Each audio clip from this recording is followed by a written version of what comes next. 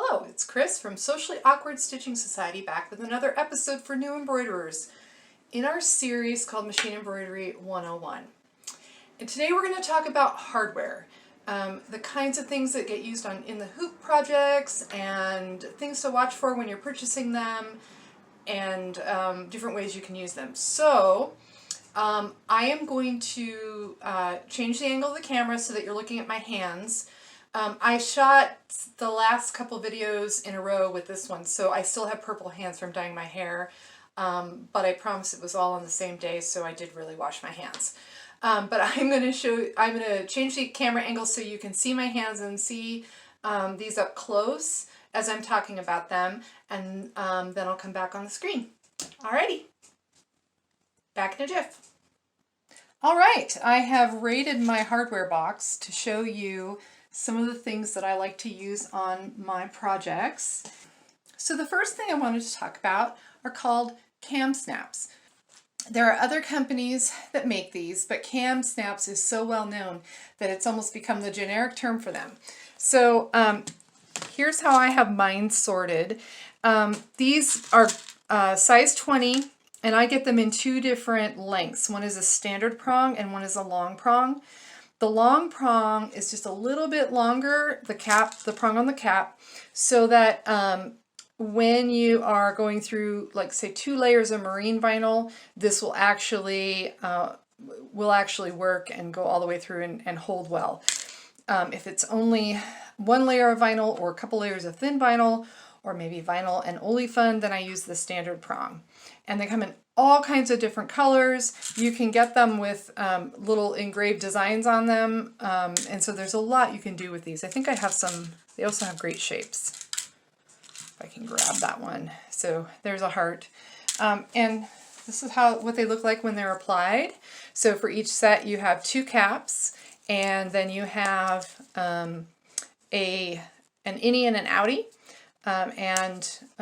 we use them on the Morse code bracelets that we just released I think it was last week.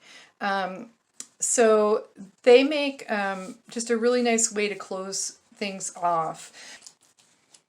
The next things I wanted to talk about are rivets. I kind of held off on rivets for a while because it seemed kind of extraneous and didn't want to have to buy even more hardware. But then one of my testers showed me a way to use them that really makes a lot of sense. So we had been distributing designs for dog poop bag holders, which this is, and hand sanitizer holders with a shorter strap than this, and it just would come around the back and snap with a cam snap. He pointed out that that was causing the hardware to just kind of flop all over the place, and that he liked to use a rivet to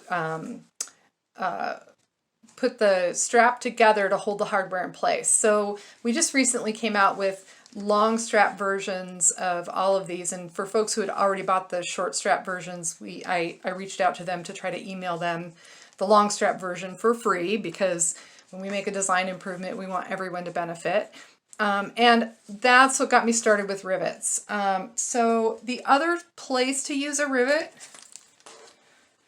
besides bags, etc., is on the snap tabs. So apparently these snap tabs are something that folks like to have on their backpacks, or kind of like we used to have buttons and pins. I'm betraying my age. And sometimes patches. So kids, teenagers are putting these on their backpacks. If it's got a snap, it's potentially easy to steal. Of course, the Lobster Clasps makes it really easy to come off too, but if you put something like this on and riveted it and put that on a backpack, that's not going anywhere. Nobody's going to walk by and just nab it off.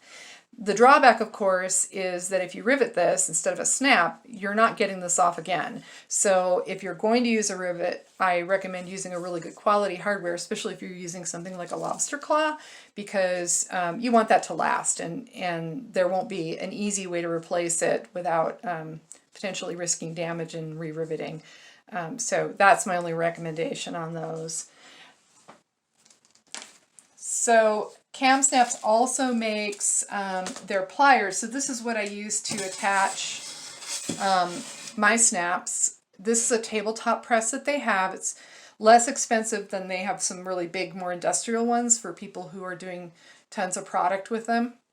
I didn't really need that, but I also have arthritis and I didn't want to be trying to do a squeeze plier. So this is what I use to apply my snaps. It's got interchangeable dye here. And so you can get dye that will do rivets and that will do grommets. I haven't gotten those yet. I'm still using the old-fashioned hammer method. And then I had my husband just mount this to a board to keep it more stable when I'm operating it. So let me show you what I do for rivets, since I haven't gotten my new dies for my Cam Snap press yet. So I just bought this Rivet Kit off of Amazon, and for what I'm doing, it's perfect. It's got 3 different sizes and 4 different finishes. I use my hole punch to put a hole, although they did include a cutter with it if you don't have a leather punch. Put one side through, like that. Whoops, come here you. Put the other side on. So imagine we've got 2 layers of vinyl in there, or 2 sides of a strap. Put it on the anvil, cover it with the puncher. I don't know what they call that, striker, I don't know. Anyway, put that on there, hit it with a hammer, and it snaps the rivet on, and then it's on there, and it's quite sturdy. So that's what I'm using for rivets. All right, the other thing that I mentioned can be done with the Cam Snaps press if you have the right dies are eyelets. And I confess, the last time I showed you these, they were all a mess, and they still are all a mess. I have not taken the time after spilling them to sit down and put them all back in their right compartments. So this also has a little anvil. So you're going to punch a hole, and there's a punch in there if you don't have, my hole punch does not go this big, so I use this with a hammer to punch a hole in my vinyl. Put this part through, put the little cap on, set it on here, right? And then this goes over the post, bang it with a hammer, and you have your eyelet. Let me show you on one of our bookmarks here and one of our fobs. This is what they look like when they're applied. Okay. Now, I'm not suggesting that you need to run out and get all this hardware to be functional doing the kinds of embroidery that I'm doing. You can just get it as you need it. And to start with, I think these little kits from Amazon are great because they have all the tools you need. They give you enough to get started. And then you can start replenishing them. And if you find that you're doing a ton of eyelets, then maybe you get a press with the dies or whatever. But this is a relatively inexpensive way to get started. Okay, what else do we have here? All right, let's talk about rings and things. So D-rings are often attached with a little tab, a tab of vinyl or a ribbon. You wrap it through the D-ring, and then there'll be a placement line on your In the Hoop project that then stitches over that to hold it in place. I like these because they can't really break. So if you put a clasp on the same spot and that clasp breaks, then your bag is broken. But if you put this on and say you want to use this to attach a strap to a crossbody bag, you put this on and then you put the clasp on the strap like so. So this side's the strap, this side's the bag. Then if this breaks, it's way easier to replace the strap than the entire bag. So that's my main use for D-rings, is for attaching straps. Okay, what else have we got? We have some split rings. So split rings are basically key rings, right? And I don't know that I'm ever going to be able to find these again, but here's the one I put on that snap tab. This is just your standard D-ring. You can get these anywhere, and you can get them in little small packages if you just need a few. These are really good because they can't break. Well, probably could break, but they're not going to break like a clasp might, and they're real secure. So whatever's attached to these is not going to fall off or get lost. I found these, I think this came from a clearance, these flat ones, which I really like because I think they look more polished. And I'm still looking to find a source for these because once I use these up, I don't know where to find them, but I think they're really slick looking. Okay, let's talk lobster clasps. I've got a bunch of different colors and styles here to show you. These come in a lot of different forms. I love the rainbow ones. That between having rainbow, silver, antique like a bronze, and the gunmetal, I really don't need anything else to do what I do. So these are going to come in varying qualities and varying sizes. Most of them have this D-ring on the bottom, and then they have this swivel. And I did get these that have a swivel with a split ring, which is pretty cool. And I would just start with a color. I started with silver, went to gunmetal, then found the rainbow, and last but not least, I started doing some work with brown vinyl, and I wanted the this antique bronze or antique gold, and got those. And I've got them in a few different sizes. If it's something like that's going to see a bit of abuse, I just go with a larger size. They also have these that don't have the little tabby, and they just have a little gate here that you just put it on like that, and it goes right onto whatever you're clipping at. Okay, I am a little junkie for little clippy things like this. You'll sometimes see these on name badges, I believe, and I just have a pack of these from Michael's on hand for times when I need a little small clip. So these are good for dangles and other little bitty stuff. And I got this in a package of miscellaneous findings, I think again at Michael's. And this is just really fun because you could pretty much hook anything on with this. I could see this being a zipper pull in its own right, or attaching a pull to a zipper. And I love the gunmetal. It goes with anything gothy. Okay, here is another little jobby that can be used for a couple different things. Most of us have seen these before. Uses keychains. These are really good for attaching dangles to your bag or anything that's pretty lightweight. Now, these are not super sturdy, so that would be my only caution, is if it's something that's going to be potentially get yanked on or be abused in any way, this one might not be your best choice. I also saw someone using these to attach our wine charms. So you can buy wine charm rings, and they're pretty cheap. They are also used to hang charms, like other crafters will buy charms and beads and stuff and put them on these. But that just goes around the stem of the wine glass and holds the charm on there, and then people will stop stealing your drink, or at least if they steal it, you know who it is and you can get it back. But I've seen people use these as well when they didn't have wine charms, and just run it through that little hole and put it around the wine glass, and you're good to go. Now, I did run into a little bit of a challenge, and I finally found the hardware that solved my problem. So in designing the poop bag holders and the hand sanitizers, most people I noticed that have purchased it and made it, or the people who test my designs for me, are using things like a split ring like this, or they're using a lobster claw. And that's fine if you're going to like clip it on, say, on the ring of your purse strap, or you're going to clip it even on a belt loop. You could get that over a belt loop, or on your dog's collar and let them carry it, because it is their poop after all. These are fine for that, but I like to clip mine up on the handle of the leash. So I found these.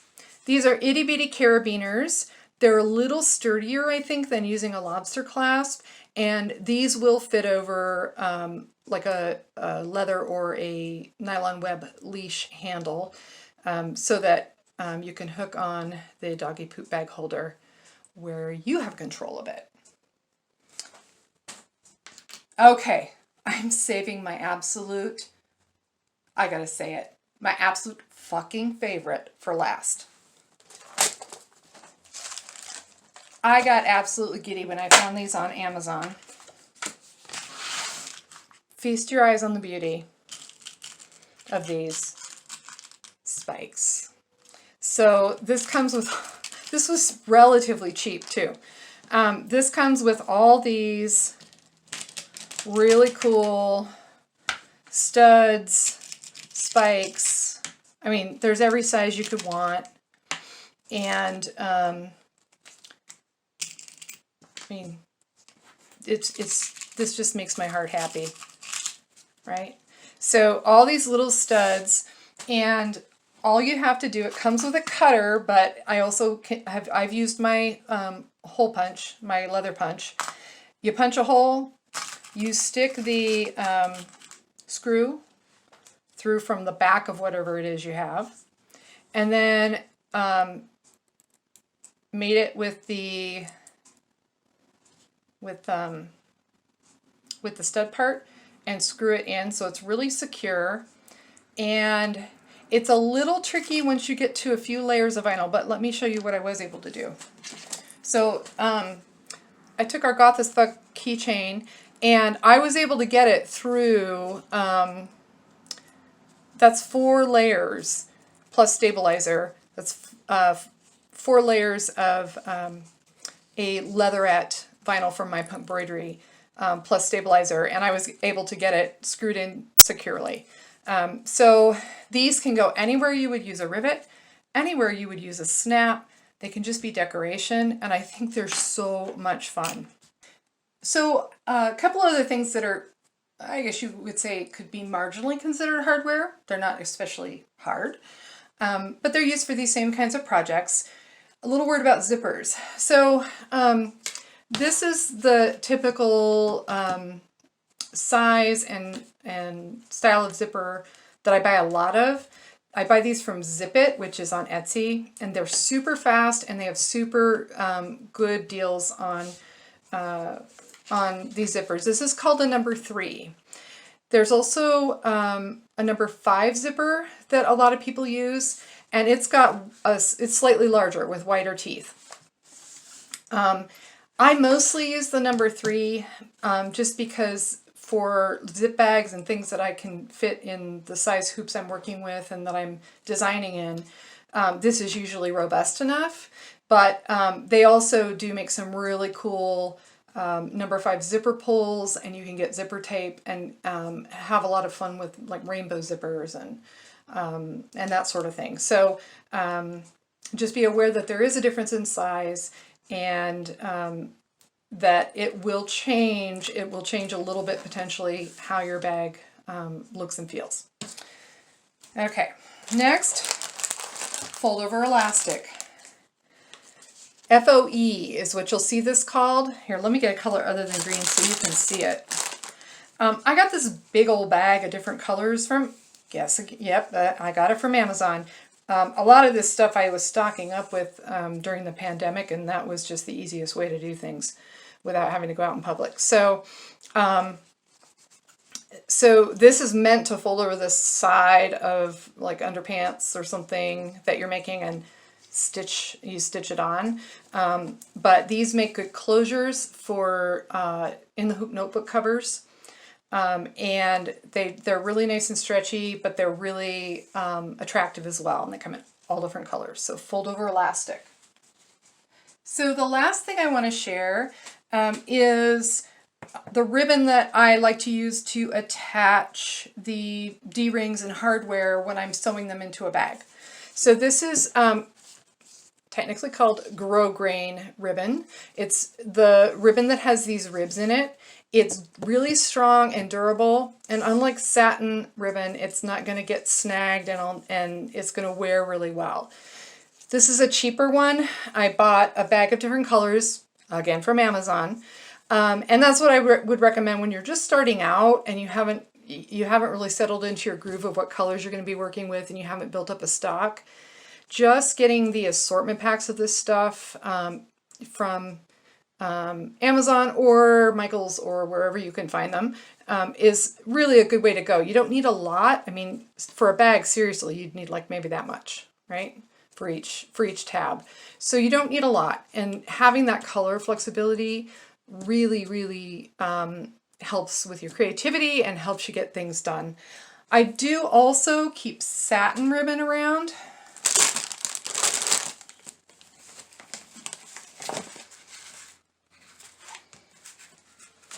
And this you can get pretty cheap. Oftentimes on sale you can get a whole spool of it like this. And this is what I might use for if I'm making a notebook cover and I want a bookmark in it. I would sew this into it to act as a bookmark. So those are a few of my favorite things. I'm going to switch back to the other camera angle and wrap things up. So I hope that was helpful for you to see some of the hardware that I use in my embroidery projects and to think about how you might use them. If you like this video, please give me a thumbs up, and for more, hit the subscribe button. I have our Facebook group link down in the description, and I'm going to be uploading lists of hardware and vinyl suppliers, and I'll be inviting the folks who test my designs, some of whom live in different parts of the world, to add to that list. So it'll be helpful not only for people living in the US, but also for folks around the world. See you next time.